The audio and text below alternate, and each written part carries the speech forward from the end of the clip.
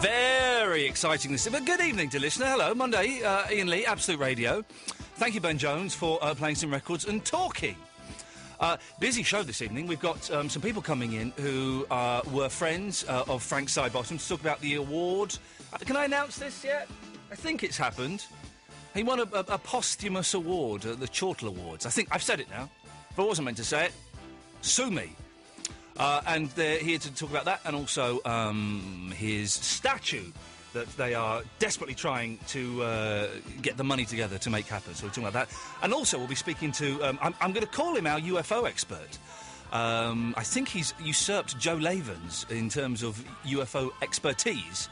Michael Cohen from Australia, who'll be talking to us after midnight about the UFO that was spotted in Jerusalem. Ever been to Jerusalem? I've been there. Very tense place.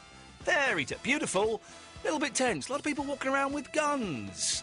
And you think it could kick off at any moment. If you're a UFO, why the hell would you go there? Makes you wonder, doesn't it?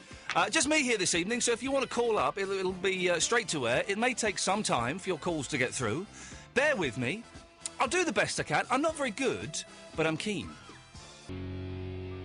OK, now, last week we talked a little bit about a UFO that had been spotted in Jerusalem. It was on the Channel 4 News. It was on a few other news broadcasts. It was in the papers. It was a big story.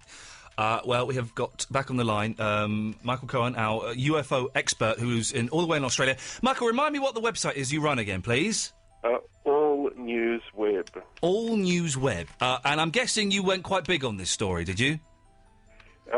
Well, I actually I actually discovered the footage and broke the story, and I've talked to the witnesses and stuff like that. For those who haven't seen it, and it is on YouTube, so go and Google it. It's over the Dome of the Rock in Jerusalem, and it's a white light. Describe what happens, Michael. Basically, some people see a white light that could be, confused as a very big star at the beginning. Mm. And the thing starts descending and then hovers for a while just above the Dome of the Rock and then shoots off at an incredible or impossible speed. And the thing about it is there are three different films of the event. Oh, really? Because I've seen two of them. I didn't realise there was a third. Oh, the one that's being sort of kept a little bit hidden by the media is the fourth video, and that is by far the most interesting. Why? What's in that one? Well, it's the same, but it's much more close up, and it's so far proven completely undebunkable. Yeah. The one you've probably seen, the second one, which is really the third one, is a fake. The one where they go, we get these all the time in Mississippi. Oh, that's the one with the American woman in the background. Oh, that was put in there. I mean, the UFO crowd would say that was put in there to discredit the event. That cannot be real. It's just a joke. It's a send-up of UFOs. The idea that rural Americans in Mississippi are always seeing them. And how do you know that one's a fake? What's in that gives that away? Oh, it's just, if you've been studying UFOs for a while, it's just complete nonsense. It doesn't look good. It's a 2-hour job, if that, on a computer. Yeah. The actual background is static. Yeah. It's just a photo that they've lifted off the internet. Oh, okay. Yeah, but the other three are completely undebunkable, and they're the ones. All of them I've spoken to the witnesses. I'm the only person that has, and I'll say this: I don't think anyone ever will. So, for what it's worth, the thing is. Why I sort of really want to come on the show is it's being presented as a coordinated hoax or a viral marketing campaign for a movie. I just want to say that is absolutely impossible. Right. And I can pretty much, if not prove that, convincingly argue that. On Saturday morning, I woke up with, for some reason, two words in my head. A few words. Go to the computer and type in UFO Jerusalem. It's just running through my head. Yeah. Go and type in YouTube UFO Jerusalem. Yeah. The first video I got was the video that basically went viral. Yeah.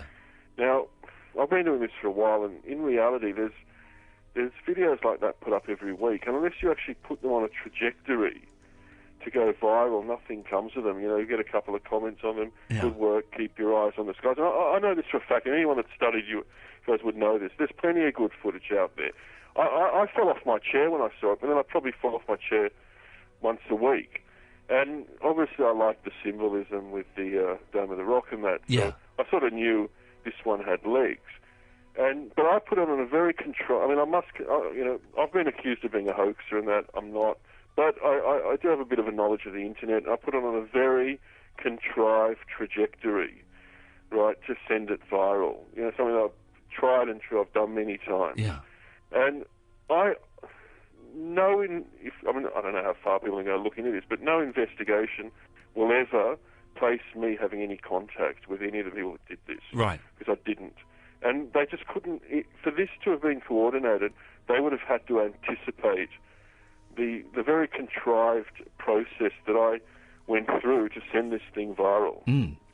And that's the first thing. Second of all, because I got in early, I started sending things viral. I realised it was going really, really viral, and for whatever reason, I decided I'm going to contact. And I never do this. I don't contact witnesses ever. Right? For some reason, it was going mad. Like the internet was really buzzing over this one, YouTube, and that. Decided I wanted to keep control of my own story, which I failed in miserably. Of course. I knew I would fail, you know, as you do. And I rang the witness. I emailed him initially, and they sent back their number, and I rang them. And I don't know how to put this gingerly, or is that the word, or delicately, but the witnesses, they weren't even close to having from what I heard of them. Yeah. They were for this to have been done the way it was, it would have had to been a person been doing this stuff for years. Yeah. They weren't even anywhere near having the sort of, in my view, the personality that could have pulled off a stunt like this. Right. Okay. Are you saying they were quite dull people? Well, I don't know how far I can go saying that. Okay, but your point is taken. Don't worry. Don't worry. It's English radio, not Australian radio, really, so we can say a little bit. Pretty much say a lot as long as it's not a swear word, yeah. They were boring people who wouldn't have the imagination to do this. They weren't the brightest matzo ball in the soup. Okay, you can say that. Well done. And basically, I don't believe they're employed by any marketing agency to send anything viral. And they're nice people, and I spoke to them. I asked them what they, whether it was real or not. They insisted that it was real. Yeah.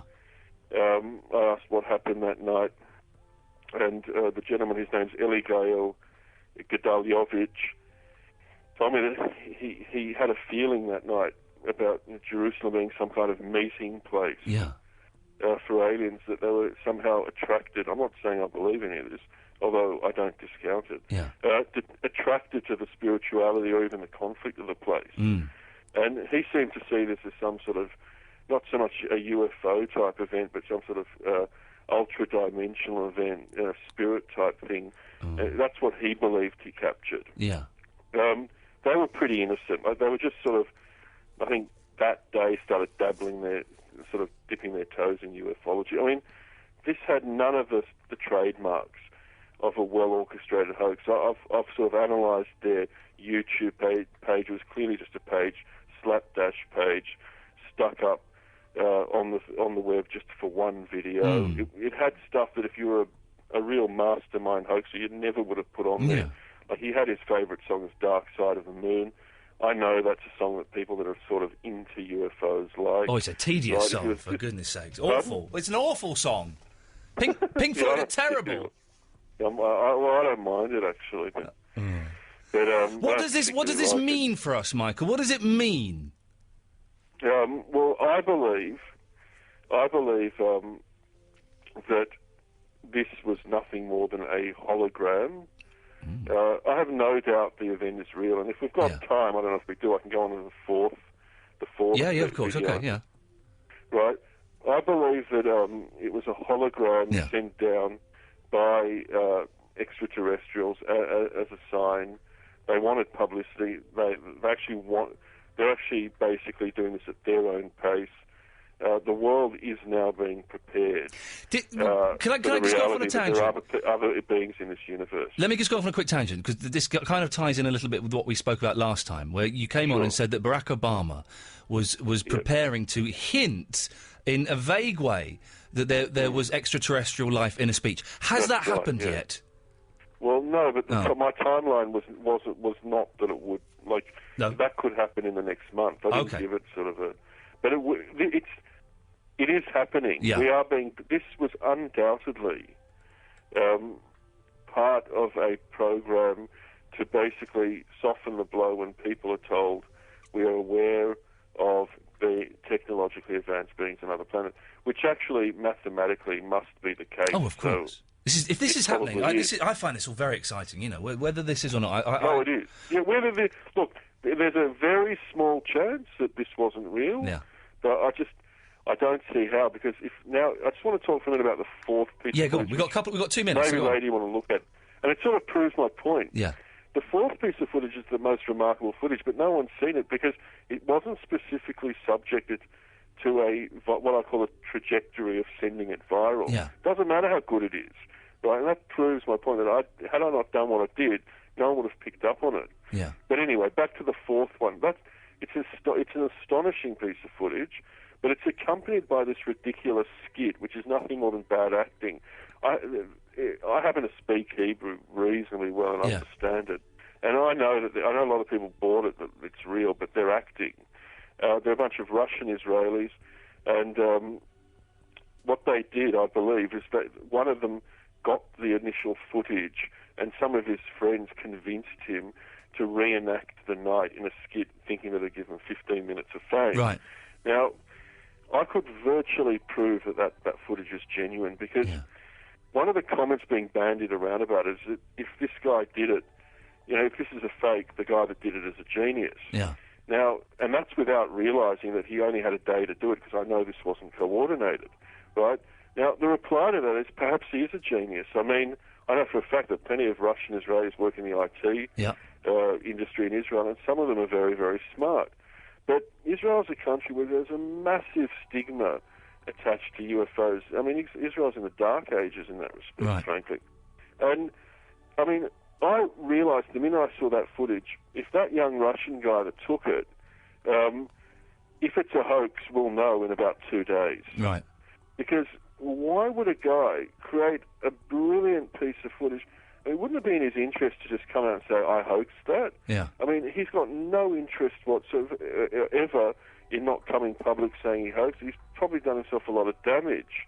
Right? Now, I emailed him, and we sort of exchanged a few emails, and he stood his ground that the footage was real, and he'll explain later.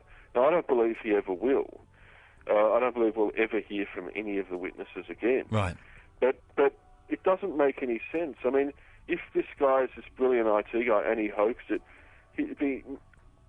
I doubt this 19-year-old Russian Israeli understands the sensitivities of UFO believers, that he'd be crushing their hopes by coming out and saying it's a hoax. My own family is sort of from that background, sort of Russian. Michael, we're running out of time. I know these people. He'd be coming out and saying, I hoaxed it. We're running out of time. Is there anywhere in CGI? Is there anywhere we can see this fourth film?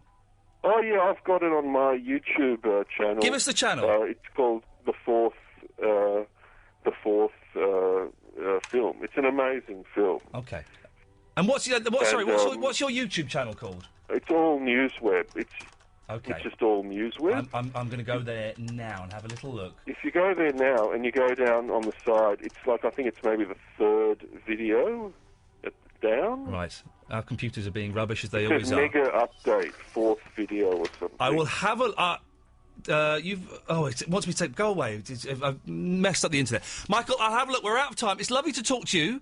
As always, keep us informed with what happens. Send me a little email, and if anything else develops, then we'll get you back on, if that's all right. I just want to say one thing to listeners. The other thing one of the reasons I know this is real is because one of the things that Ellie Gale said specifically, he kept on asking me, if we go big on this, will I get into trouble by various security? He was genuinely scared. Yeah. I just want to make that point. He was genuinely scared that he'd get somehow in trouble by the CIA by going public with his UFO encounter. But I've pretty much said my piece. Michael, it's a pleasure to talk to you, mate. Thanks very much. No, it's nice Take care to you and keep in touch, and we'll speak to you very soon. Good on you. Thank you very much. This is exciting. If this